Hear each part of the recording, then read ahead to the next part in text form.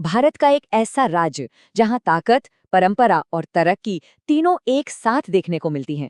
आज हम समझेंगे कि हरियाणा असल में एक पावर हाउस क्यों है। चलिए शुरू करते हैं। अच्छा, जब भी हरियाणा का नाम आता है तो दिमाग में सबसे पहले क्या आता है? भारत की खेल राजधानी, है ना? पर यह सिर्फ एक टैगलाइन नहीं है, इसके पीछे एक पूरी कहानी है, हिम्मत की, मेहनत की और इस मिट्टी की। जरा सोच कर देखिए, ओलंपिक हो या कॉमनवेल्थ गेम्स, भारत को जो मेडल मिलते हैं उनमें से ज्यादातर एथलीट वो इसी एक राज्य से आते हैं। नीरज चोपड़ा का जैवलिन हो या विनेश फोगाट और बजरंग पुनिया की जबरदस्त कुश्ती, हरियाणा ने देश को एक से बढ़कर एक चैंपियन दिए हैं। तो सवाल सीधा सा है, आखिर ऐसा क्या है हरियाणा में? क्या है वो राज जो इस राज्य को एक चैंपियन फैक्ट्री बना देता है? चलिए इसी सवाल का जवाब ढूंढते हैं। तो इस सवाल का जवाब पता है कहाँ से शुरू होता है? हरियाणा की मिट्टी से ही। यहीं से वो बुनियाद बनती है जिस पर ये सारे चैंपियंस खड़े होते हैं। यहाँ की असली ताकत खेतों से आती है। आपने सुना होगा, हरियाणा को अक्सर भारत का दूध दही का खाना भी कहते हैं। और ये सिर्फ कहने की बात नहीं है। यहाँ के खान पान में जो दूध, घी और दही शामिल है ना, वो सिर्फ पेट नहीं भरता, बल्कि वो एक तरह का फ्यूल है जो चैंपियंस की शरीर को तैयार करता है। देखिए, हरियाणा की जमीन सच में सोना उगलती है। गेहूं हो, बासमती चावल हो, गन्ना हो या बाजरा, यहाँ की फसलें सिर्फ राज्य का पेट नहीं भरती, बल्कि पूरे देश तक पहुंचती हैं। और यही खेती, यही संपन्नता यहाँ की ताकत की सबसे पहली और सबसे मजबूत नींव है। लेकिन एक मिनट, बात सिर्फ शरीर की ताकत की तो नहीं है, है ना? असली खेल तो दिमाग का होता है, हिम्मत का होता है। और हरियाणा का जो ये लड़ने वाला जज्बा है ना, वो सिर्फ खाने पीने से नहीं, बल्कि इसके इतिहास की आग में तपकर बना है। सोचिए जरा, यही वो जमीन है जिसने भारतीय इतिहास की सबसे बड़ी, सबसे निर्णायक लड़ाइयां देखी हैं। पानीपत की 3-3 लड़ाइयां। इस मिट्टी ने सदियों तक संघर्ष को बहुत करीब से देखा है, और वही संघर्ष आज यहाँ के लोगों के जज्बे में दिखता है। और बात सिर्फ जंग की नहीं है, ये जमीन दर्शन की भी है, धर्म की भी है। यही कुरुक्षेत्र की धरती है जहां महाभारत का युद्ध हुआ और श्रीमद् भागवत गीता का वो अमर संदेश दिया गया।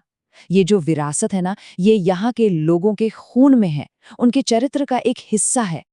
अच्छा, तो ये तो हुई इतिहास की बात, पर आज क्या? आज हरियाणा ने अपनी उस ऐतिहासिक हिम्मत को एक मॉडर्न इकोनॉमिक इंजन में बदल दिया है। ये राज्य सिर्फ अपने इतिहास पर नहीं जीता, बल्कि अपना भविष्य भी बहुत तेजी से बना रहा है।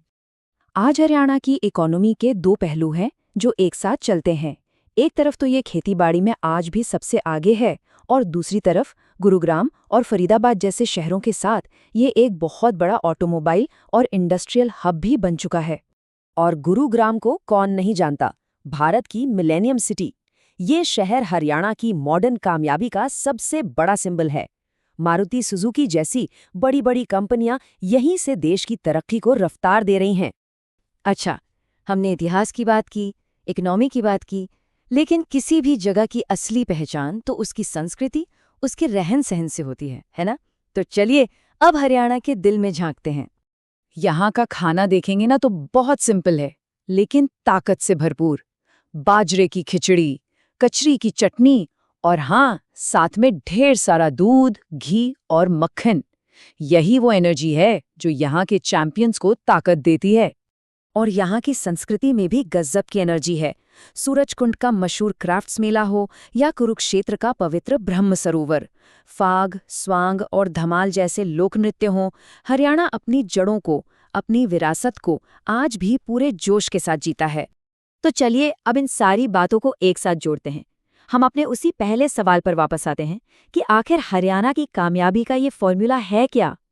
तो देखिए, फॉर्मूला बिल्कुल साफ है। खेतों से मिला पोषण जिसने शरीर को मजबूत बनाया, इतिहास से मिला लड़ने का जज्बा, आज की अर्थव्यवस्था से मिले नए मौके, और अपनी संस्कृति से मिली एक मजबूत पहचान। जब ये चारों चीजें एक साथ मिलती हैं ना, तब बनता है एक पावर हाउस, और उसी का नाम है हरियाणा। तो मतलब साफ है, स्पोर्ट्स में हरियाणा की सफलता कोई तुक्का या इत्तेफाक नहीं है। ये असल में परंपरा और तरक्की का एक परफेक्ट मिक्सचर है। एक ऐसा माहौल जहां चैंपियन पैदा होते हैं और आगे बढ़ते हैं। और आखिर में एक सवाल सबके लिए, जिस तरह हरियाणा ने अपनी पुरानी जड़ों और आज की ऊंची उड़ान में एक बैलेंस बनाया है, वो आने वाले भारत के लिए क्या संकेत देता है? इस बारे में सोचना तो बनता है।